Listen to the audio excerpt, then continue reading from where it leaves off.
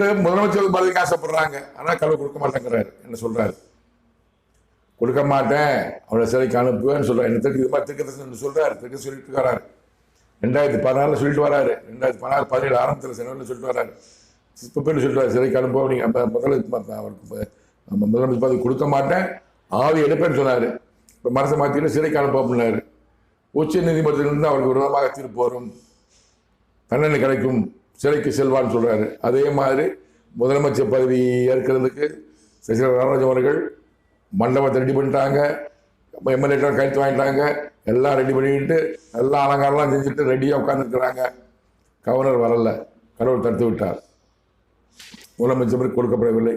அடுத்த கொஞ்ச நாளில் உச்ச நீதிமன்ற தீர்ப்பு வருகிறது, சிறை தண்டனை சிறைக்கு போயிட்டாங்க. கடவுள் எண்ணக்கூடிய திருக்க தரிசனங்கள் அனைத்தும் நிறைவேறுகிறது. இதை சசிகலா நடராஜனை குறித்து கடவுள் திருக்க தரிசனங்கள் மாமனித இம்மாற்றவர்கள் யூடியூப் சேனல் பல